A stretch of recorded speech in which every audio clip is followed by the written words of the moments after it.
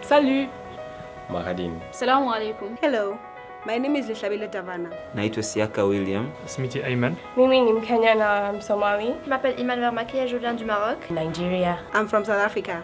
And South Sudanese, Kwen Baadine African Leadership Academy. African Leadership Academy. African Leadership Academy. The diversity in the ALA classroom is an amazing feature of what we have here on campus. In an average classroom, you have a combination of students from about 15 or so African countries. It makes it really, really great, and bringing in their various perspectives makes for very, very rich class discussions. If ice was more dense than water, then they wouldn't be able to live in it. They'll be able to survive in winter. Yeah. In winter, because so when ice forms, it goes on top of water, right on top. so they're still able to live. Our students sit for the Cambridge, external Cambridge examination at the end of the year, and that is a qualification that they take on to college, to university.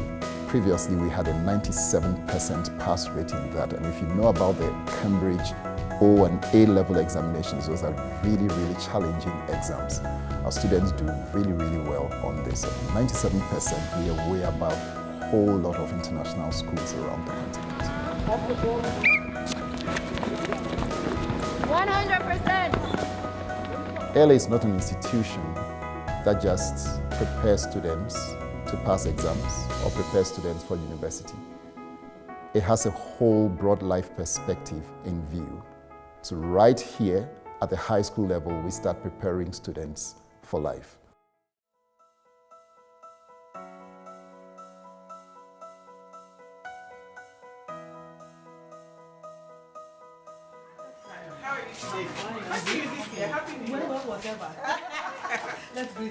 One of the things that ALA has gotten right, that I think is the greatest strength, in fact, for me of ALA, is a deliberate leadership curriculum, because that is a major problem in Africa. And if we could get leadership right, there's so many things we'll get right. That's why I think leadership would help us, direct us, and help us get it right. And ALA is doing that by training its students to you can be a natural leader, but you also have to have certain skills. And they're trying to give them the skills, the attitude, the aptitude, and all to be great leaders. And entrepreneurship, of course, is part of it, because entrepreneurship is not about setting up a business. It's a mindset. It's a mindset to do things, I think, to do things better. And so, therefore, they are marrying the two, and I think that is simply great. The Academy provides not only a first-rate, absolutely top-notch educational opportunity to its students, but it also helps develop the kinds of maturity, resourcefulness, creativity in its students that really prepares them well for even the very most competitive institutions in the country, or in the world, really. Yale, is a really old institution. It's a really world-renowned institution. So when you get here, it hits you that you're at Yale University. I met a couple of Yaleys at ALA who were teaching there. We had great college counselors, and they said I was competitive enough to apply. So I did, basically. So really, it was a lot of help from the people I met at ALA. It's very difficult to say that ALA, it's just a 2-year program, would be false, because it's a lifelong experience. ALA prepared me academically. The classes I took while at ALA, the rigor of the classes, because it was intense, trying to juggle around the Cambridge A-levels as well as preparing for the African Studies, Leadership and Entrepreneurship classes. You needed to learn how to balance your time really well. And some of the time management skills that I acquired at ALA are helping me here. I didn't really think I would come to the US, not NYU. I never even thought about it. So I guess ALA really made that happen, and I'm proud of it. When I went for the finals weekend, I was in love with the school. I mean, it was really impressive. There were like all these people that were so passionate about Africa and wanting to make a change, and I really wanted to belong there. It really was worth it, and I think I'd go to ALA all over again if I could.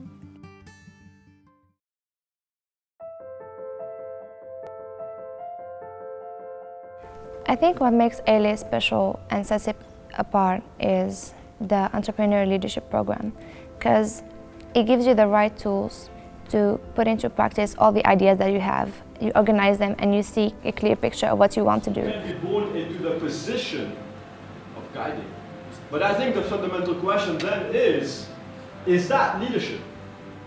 When I teach this class, honestly, it makes me envy the students. It's the kind of education I wish I had, because it's the kind of education that does two things. Traditional education tends to teach people skill sets, right? Teach you how to count, how to compute, how to, solve an equation, but they don't really teach you a mindset.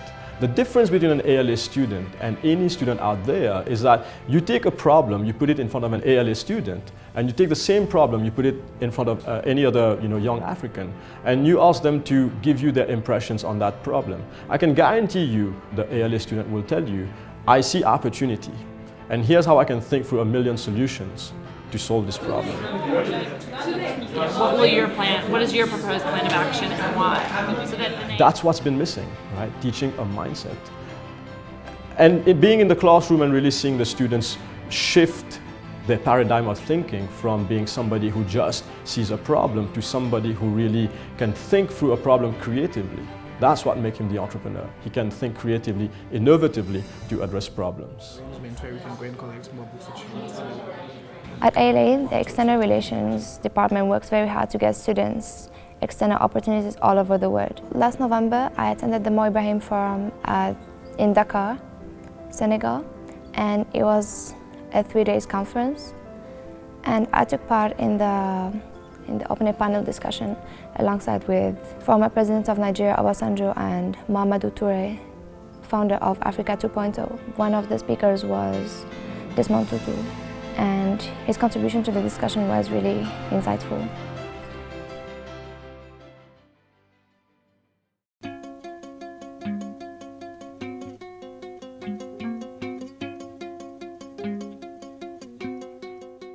At Sanergy, we are working in the slums of Nairobi, Kenya to make sanitation accessible, affordable, and hygienic for all.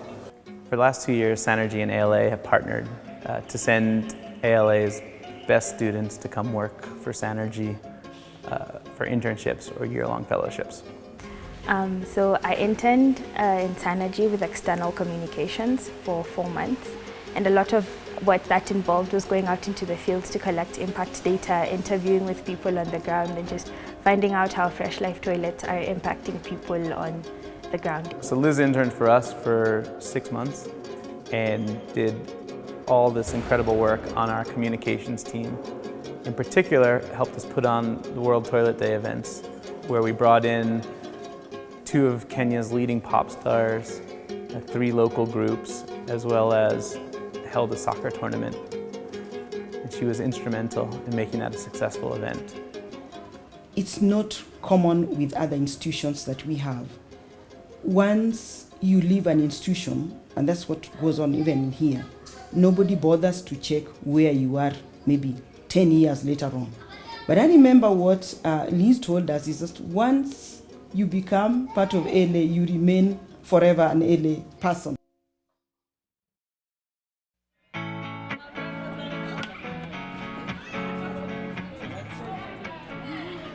So one of the key advantages of the ALA program is that the young leaders who leave ALA are connected in a very tight network thereafter of alumni. We get them together every year, they meet for reunions, and we really emphasize creating a network of young leaders for Africa for the future, which will not only help them in their professional life, but also in their friendships as well. So Africa Careers Network is a wonderful resource that ALA students and graduates have access to while they're here on campus, and also in particular after they leave. What it is it's effectively a website which brings together a wide variety of both internship and career opportunities which students and graduates can access. My role as a mentor started off when I first spoke at ALA, and at that time I was still with Ushahidi, and I'd asked if there were students who were interested in me being an advisor or helping them as they think through their future plans, that I was happy to assist. And I've ended up since then just maintaining a tradition then of every year reaching out. It tends to be organic, and it has involved advice on career. Maybe they thought they wanted to be doctors. It turns out they're more interested in public health, how to navigate that. Should I go to John Hopkins versus Georgetown? Should I go to Brown versus Yale? It's been a great experience. It's been a chance for me to give back because there are people who did that for me, but also a chance to help shape these young minds in terms of the decisions that they're making for their future.